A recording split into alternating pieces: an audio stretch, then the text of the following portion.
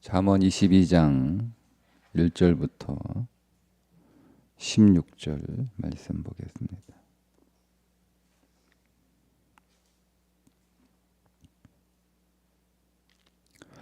많은 재물보다 명예를 택할 것이요 음이나 금보다 은총을 더욱 택할 것이니라.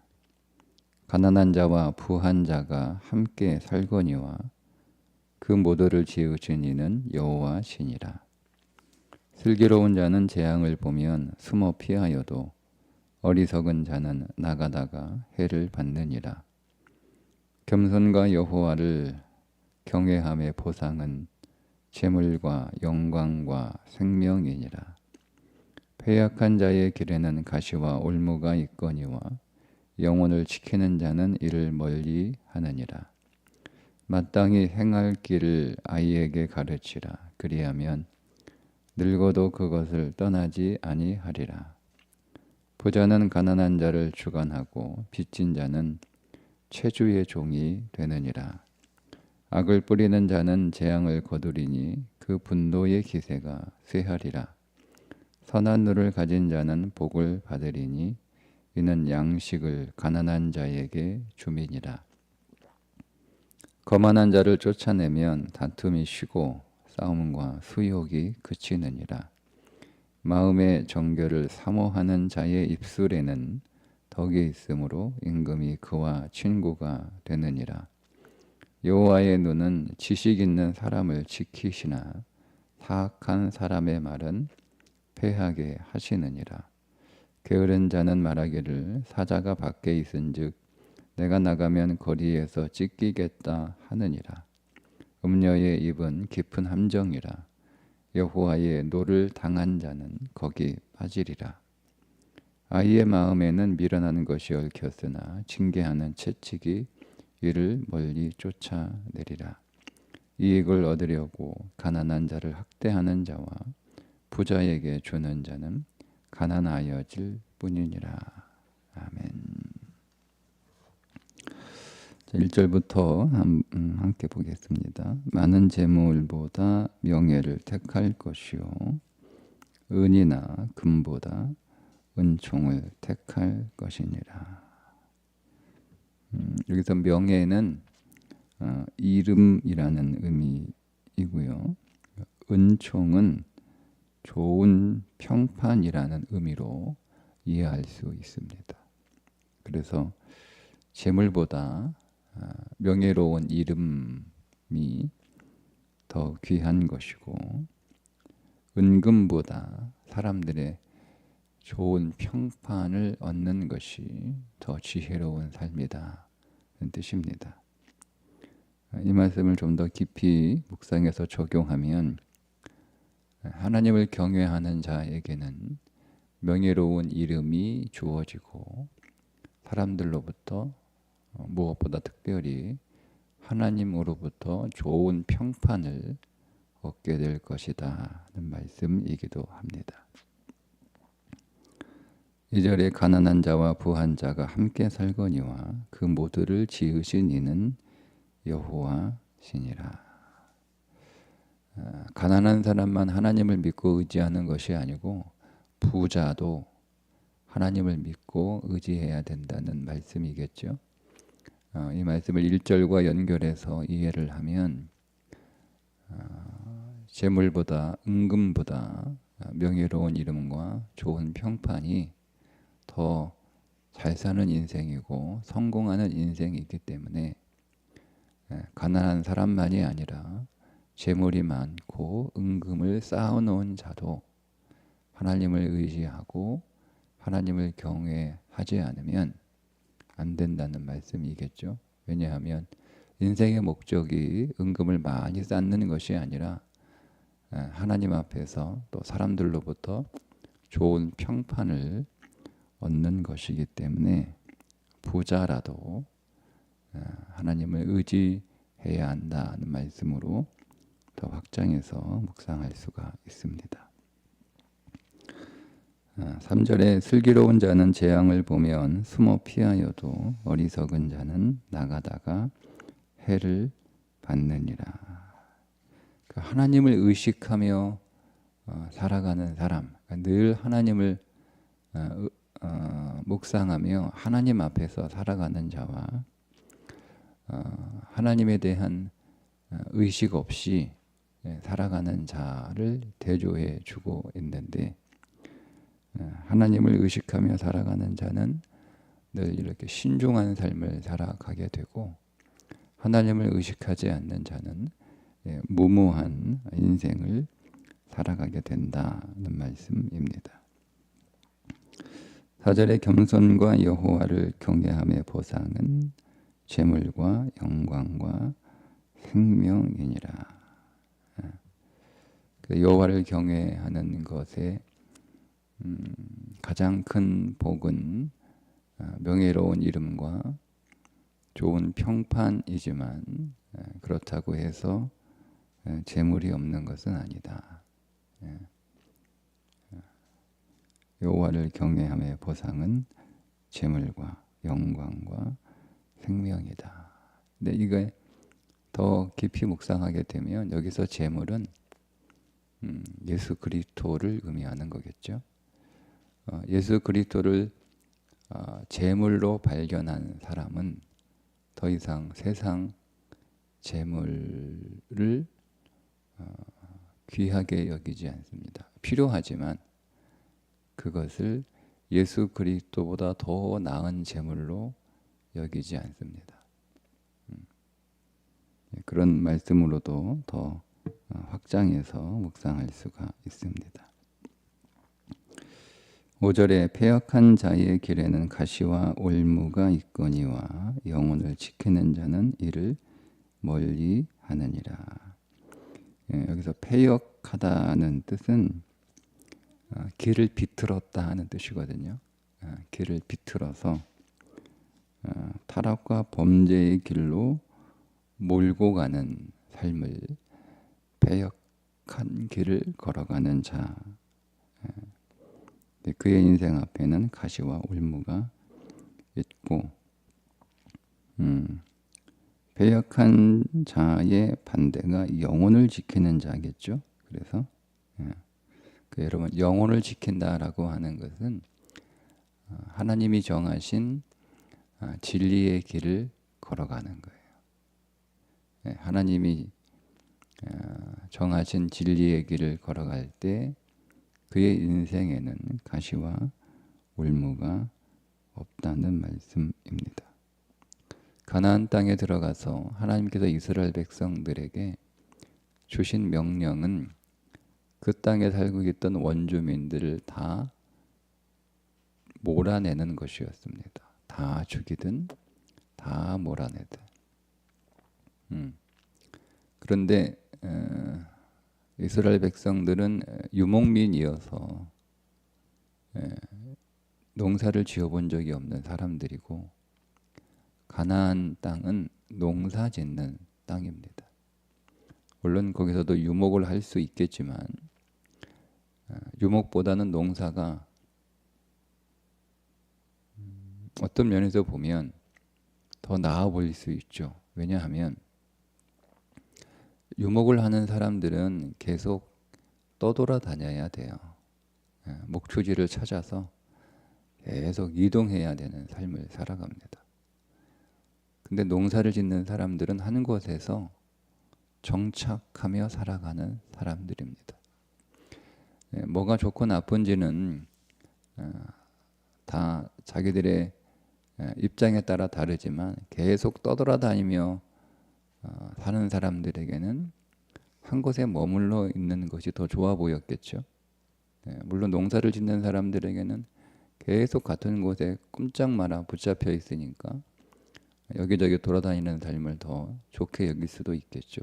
그러나 어쨌든 계속 유목을 해온 사람들에게는 한 곳에 계속 머물고 정착해 있는 삶을 더 선호했을 거예요. 게다가 40년 동안 광야를 떠돌아다녔으니까 가나안 땅에서는 한 곳에 머물러 사는 삶을 더 선호했을 것이고, 그래서 그들의 생업을 유목에서 농업으로 바꿨을 것입니다. 그러다 보니 농업 기술을 가지고 있는 원주민들이 필요했던 거예요. 그들의 농업 기술이 필요했던 거죠. 그래서 그들을 쫓아내지 않았습니다. 그러니까 당장은 그 원주민들이 자기들의 종이 돼서 자기들이 얼마든지 통제할 수 있는 사람들이라고 여겨졌고, 또 그들로부터 농업에 필요한 전반적인 지식들을 얻을 수 있어서 좋아 보였지만, 성경은 분명히 그렇게 말씀하시죠. 그들이 너희 옆구리에 가시가 될 것이다. 네, 하나님이 정하신 길로 가지 않으면 당장은 좀 좋아 보이고 편해 보이고 뭔가 이득이 있는 것처럼 보이지만 결국엔 그것이 가시가 됩니다. 6절, 마땅히 행할 길을 아이에게 가르치라. 그리하면 늙어도 그것을 떠나지 아니하리라. 어릴 때부터 마땅히 행할 길을 가르쳐야 돼요. 요즘 이거 잘 못하죠? 네. 아이들에게 마땅히 행할 길을 가르치는 부모를 만나기 쉽지 않습니다. 교회 밖에서는 마땅히 행할 길을 어릴 때부터, 여기서 아이는요 젖먹입니다. 젖먹이. 젖먹이. 그러니까 뭔가 애가 말귀를 알아들 수 있는 정도의 아이가 아니고요. 그런 것도 아예 못 알아듣는 젖먹이. 젖먹이. 그러니까 젖먹이는 갓 태어난 아이들이잖아요. 그 갓 태어난 아이들에게도 마땅히 행할 길을 가르치라는 거예요. 근데 이게 지금 세상에서는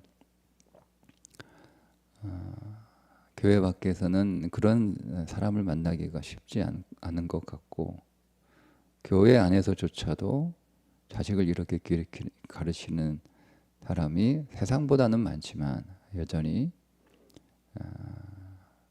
자기 자식에게 마땅히 행할 길을 호되게 가르치는 부모가 세상보다는 많지만 그래도 다 그런 건 아닌 것 같아요. 그런 의미예요. 일단 1차적으로 이 말씀을 딱 우리가 읽을 때 젖먹이 아이 때부터 아이들을 마땅히 어떻게 행해야 되는지 가르치는 것이 지혜구나. 그리하면 늙어도 그것을 떠나지 아니하느니라. 그러니까 이게 3살 버릇 여든까지 간다라는 말씀, 우리의 오래된 조상들의 삶의 경험을 통해서 나온 것들이잖아요. 그게 그냥 만들어낸 좋은 말이 아니고, 성경은 그거보다 더 강하게 얘기해서 젖먹이 때부터, 3살이 아니고 젖먹이 때부터 마땅히 행할 길을 가르쳐야 된다. 그게 자식을 사랑하는 거다. 초다를 아끼는 것은 자식을 미워하는 거라고 말씀을 하신 것처럼. 자, 그런데 여기서 어릴 때는 제가 젖먹이라고 말씀을 드렸죠. 이거는 다시 이제 우리들에게도 이 말씀이 진리여야 되는 거잖아요. 우리는 다 컸잖아요. 그러면 이 말씀은 우리에게 끝난 말씀이 아니고, 여기서 어릴 때는 젖먹이니까, 젖먹이는 부모가 다 해결해 주는 인생을 젖먹이라고 할 수 있죠. 걱정할 게 뭐 있어요. 그냥 엄마 품에 안겨서 엄마가 먹이고 재우고 입히고 자리 깔아주고 다 하잖아요. 자기 자신의 삶을 위해서 아무것도 하지 않는 인생이 젖먹이 때라고 합니다.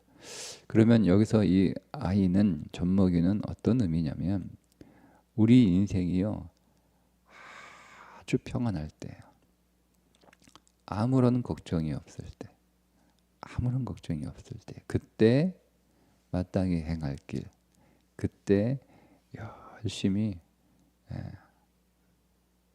믿음 생활 하라는 거예요. 그때 열심히 내 인생 아무런 걱정 없을 때 하나님의 말씀 열심히 배우고, 그 말씀 열심히 묵상하고, 그 말씀 열심히 순종하고, 그래서 자기 안에 우리가 마땅히 살아야 될 생명과 같은 그 진리를 잘 쌓아두라는 거예요.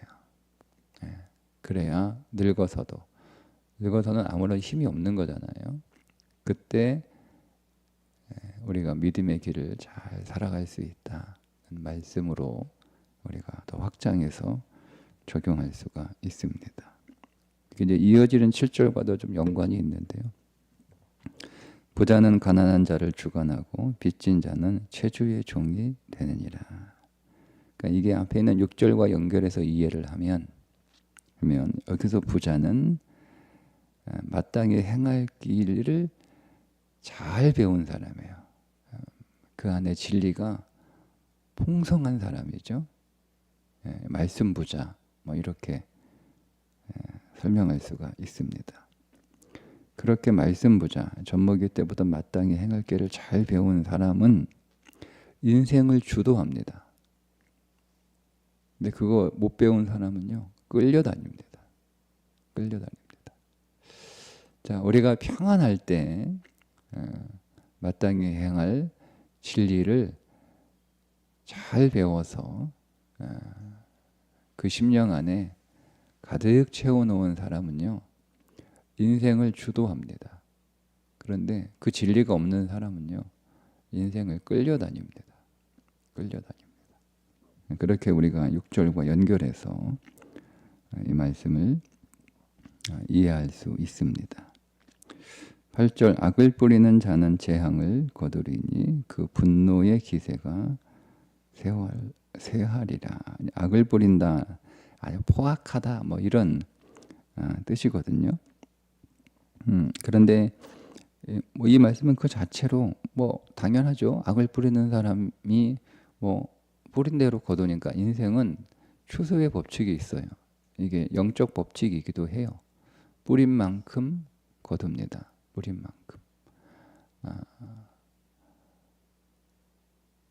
그러니 악을 뿌리는 자가 재앙을 거두는 건 당연한 법칙인데 여기서 악을 뿌린다 할 때 도대체 이 악이 무엇을 말씀하시는가를 보면 우리가 생각하는 모든 악들이 다 여기에 들어있는 것이겠지만 특별히 이어지는 말씀 9절과 10절의 말씀과 연결해서 8절, 9절, 10절을 이렇게 연결해서 이 말씀을 이해하면 여기서 악을 뿌리는 것은 일단 나쁜 말을 퍼뜨리는 것으로 이해하면 좀 말씀이 좀 쉽고 선명하게 다가옵니다. 그러니까 여기저기서 막 남 험담하고 나쁜 말하고 부정적인 거 막 퍼뜨리고 막 불평하고 이런 거 퍼뜨리는 사람이에요. 그러면 그 사람은 재앙을 열매로 거둔다는 뜻이 되겠죠. 네. 9절에 선한 눈을 가진 자는 복을 받으리니 이는 양식을 가난한 자에게 주미리라. 말씀 그대로 자문은 그냥 그대로 읽혀지는 대로 그렇게 문자적으로 우리가 이해를 해도 충분한 자문이 됩니다. 근데 그걸 좀 더 깊이 있게 이해하면 그러면 앞에 있는 8절과 연결해서 9절을 이해하면 선한 눈을 가진 자는 양식을 가난한 자에게 주는 자이고 그런 사람은 복을 받는다는 뜻이잖아요. 그러니까 선한 눈을 가졌다라고 하는 것은 여러분 선한 눈을 가졌다라고 하는 것은 양식을 가난한 자에게 주는 그런 눈인데 불쌍히 여기는 거잖아요. 긍휼히 여기는 거잖아요. 아유 참 딱하다 안 됐다 이렇게. 그럼 여기서 가난한 자는 양식이 없는 가난한 자일 뿐만 아니라 삶이 가난하다는 거예요. 그러니까 삶이 가난하다는 것은 여러 가지 부족한 게 많고 실수가 많고 또 허물이 많고 이런 걸 다 이제 가난한 인생으로 우리가 확장해서 이해를 할 수 있잖아요. 여러분 악을 뿌리는 사람은 사람의 허물과 부족함을 볼 때 그거를 자꾸 퍼뜨려요. 뒤에서 흉보고 욕하고 수군거리고 그런단 말이에요. 그래서 여기저기 나의 허물을 막 퍼뜨리고 다녀요. 네, 걱정할 거 없고 어차피 그 사람은 그 재앙으로 인생을 살게 됩니다. 근데 선한 눈을 가진 사람은 허물을 보면 허물을 퍼뜨리는 게 아니고 그 허물을 볼 때 어떻게 해요? 선한 눈을, 양식을 준다. 그를 덮어주고 그의 연약함을 도와주고 채워주고 그의 허물을 감춰주고 그의 허물을 이렇게 잘 도와줘서 이제 허물이 없도록 이렇게 도와주는, 그게 선한 눈을 가진 자가 가난한 자에게 양식을 베푸는, 그 사람은 뭐가 있다고요? 복을 받으리니. 그러니까 남의 허물을 퍼뜨리는 사람은 재앙을 당하고, 남의 허물을 잘 이렇게 감싸 안고 덮어주고 그 허물을 이렇게 도와주고 그런 사람은 복을 받는다는 말씀이에요. 8절과 이어서 이해를 하면, 자 10절을 거만한 자를 쫓아내면 다툼이 쉬고 싸움과 소욕이 그치느니라. 여기서 거만하다라는 게, 그럼 앞에 있는 말씀과 연결을 하면 남을 이렇게 판단하는 것 자체가 성경은 거만하다라고 말씀을 하는 거예요. 그러니까 우리가 그 사람의 어떤 허물을 보고 그 사람을 우리가 단정지어 판단해서 퍼뜨리는 거잖아요. 그게 거만하는 거예요. 이런 사람들은요 계속 남들하고 싸워요. 다툼이 쉬지 않아요. 이런 사람 어떻게 하라고요? 쫓아내라는 거예요. 공동체에서. 공동체에서 이게 쫓아낸다는 말이요, 완전히 추방한다 그런 뜻이거든요.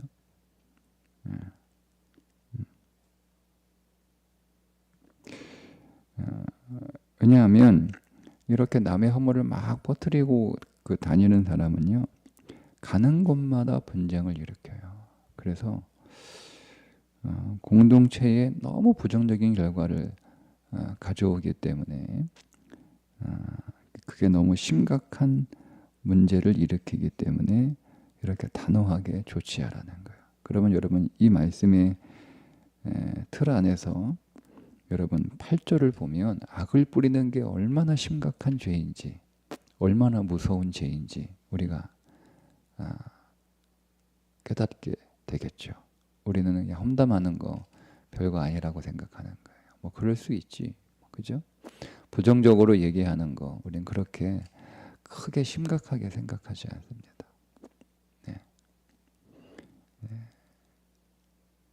그런데 성경은 그렇게 보지 않는다는 거예요. 매우 심각한 죄로 보고 있다는 거죠. 자 11절, 마음의 정결을 사모하는 자의 입술에는 덕이 있으므로 임금이 그의 친구가 되느니라. 역시 11절도 이어지는 맥락에서 보면 마음의 정결을 사모하는 자의 입술에는 덕이 있다. 입술에는 적이 있다. 그러니까 여러분 그 입술에 덕이 있는 말을 하는 사람은 성품이 덕이 있는 수준이 아니고요. 그 사람은 마음의 정결을 사모하고 있는 사람이라는 거예요. 그러니까 우리의 마음의 정결을 사모하고 있는 그 사람은 말을 하더라도 덕이 있는 말을 하려고 기도하고 애를 쓰는 거예요. 그러니까 생각 없이 말하고 아무렇게나 말하고 상처 주는 말하고 험담하는 말을 하고 판단하는 말을 하고 비판하는 말을 하고 하는 사람들은요, 그러면 11절의 말씀에 의하면 무슨 의미겠어요? 마음의 정결을 사모함이 없는 사람이라는 거예요. 습관이 원래 그렇다라고 하는 게 아니고 성경은 더 깊이 보는 거예요. 그럴 마음의 정결에 관해서 별로 관심이 없어요. 그러니까 말을 생각 없이 하는 거예요. 그런데 말에 덕에 있으려면 그 본질은, 그 중심에는 마음의 정결을 사모하는 심령이어야 된다는 거죠. 그러면 그 사람은 결국 입술에 덕이 있는 그런 사람이 될 것이고, 자, 그런 사람은 누구의 친구가 된다고요? 임금이 친구가 된대요. 임금이. 여러분 이게 얼마나 엄청난 말입니까? 임금의 친구가 된다. 여기서 임금은 내 삶을 쥐고 있는 사람이잖아요. 세상에서 보면, 그죠? 그런 사람의 친구가 된다는 거죠. 학생에게는 선생님이 될 것이고, 일터에서는 사장이 될 것이고, 뭐 이런 여러 가지. 그리고 우리 우주적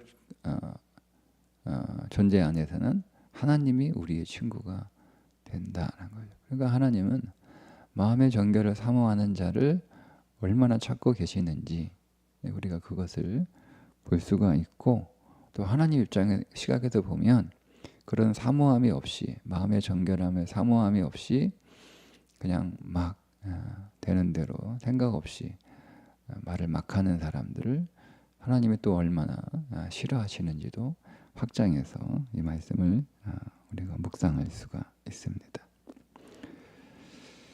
자, 12절 보세요. 여호와의 눈은 지식 있는 사람을 지키시나 사악한 사람의 말은 패하게 하시느니라. 계속 말에 관한 거예요. 8절부터 한 절 한 절이 다 메시지가 있지만 그냥 일관성을 가지고 말씀을 좀 더 풍성하게 우리가 이해하기 위해서 초점을 언어, 말이라고 하는 것에 딱 초점을 맞추고 8절부터 12절까지 쭉 우리가 묵상을 하면 다 말과 관련된 거예요. 말. 그런데 12절에 보면 험담하는 말, 비판하는 말, 부정하는 말, 이런 모든 말들, 이런 말들. 그다음에 입에 덕이 없는 거, 덕이 없는 말을 하는 거. 그게 뭐라는 거예요? 12절에 사악한 말이라는 거예요. 사악한 말. 그러니까 우리는 그 정도까지 생각하지 않잖아요. 근데 이게 하나님의 관점이에요. 사악한 말이라는 거예요. 결국 그 인생은 사악한 인생으로 간다는 겁니다. 지금 그 인생의 방향이 사악한 곳을 향하여 가고 있다는 뜻이기도 하죠. 그러니까 빨리 돌이켜야죠. 빨리 말씀을 보고 깨달으면 빨리 돌이켜야 되죠. 그죠? 여호와의 눈은 지식 있는 사람을 지키시나. 그러니까 우리가 하나님의 관점에서 인생을 볼 필요가 있어요. 하나님의 시각에서. 그것이 지혜라는 겁니다. 하나님의 관점에서 인생을 보는 것이 지혜라는 거죠. 자, 13절에 게으른 자는 말하기를 사자가 밖에 있은즉 내가 나가면 거리에서 찢기겠다 하느니라. 고대 팔레스타인 지역에 사자가 없었던 것은 아니지만 사자가 매우 드물었을 뿐만 아니라 게다가 그 사자가 사람들하고 떨어져 있는 곳에서 있지, 사람들이 많은 곳에 그 사자가 있을 일은 없잖아요. 아주 희박한 사건이잖아요. 그죠? 여러분 뭐 야생동물이나 뭐 들짐승들이 민가에 내려오진 않잖아요. 그러니까 아주 특별한 경우에 뭐 산중에 먹을 게 없어서 그래서 내려오는 경우가 아니라면 매우 드문 일이거든요. 더군다나 사자가 사람들이 있는 거리에 나온다는 것은 굉장히 드문 일인데, 그래서 길 가운데로 내가 밖에 못 나가겠다라고 하는 것은, 여러분, 이 게으른 자가 얼마나 여러분 자기가 아무것도 하기 싫어가지고 안 하는지를 보여주는, 단적으로 보여주는 그런 잠언입니다.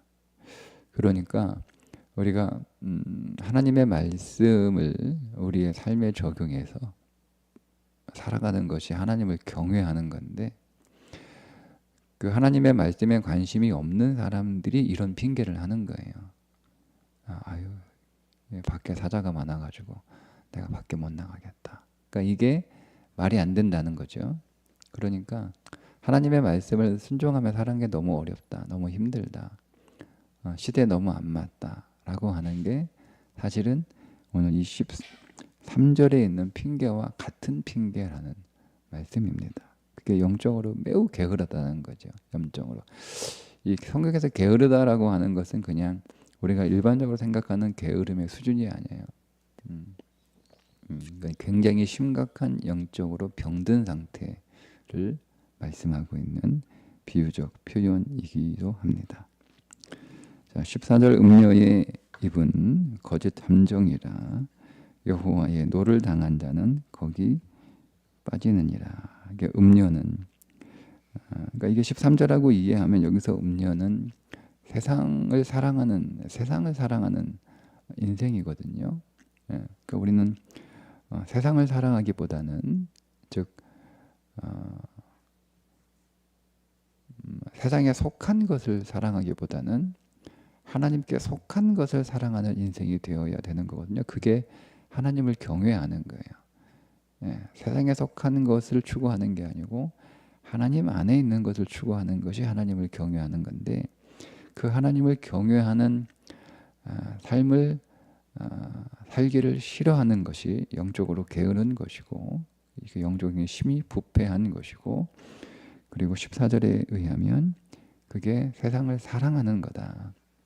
그게 음녀라고 하는 거예요. 음녀의 삶이라는 거죠.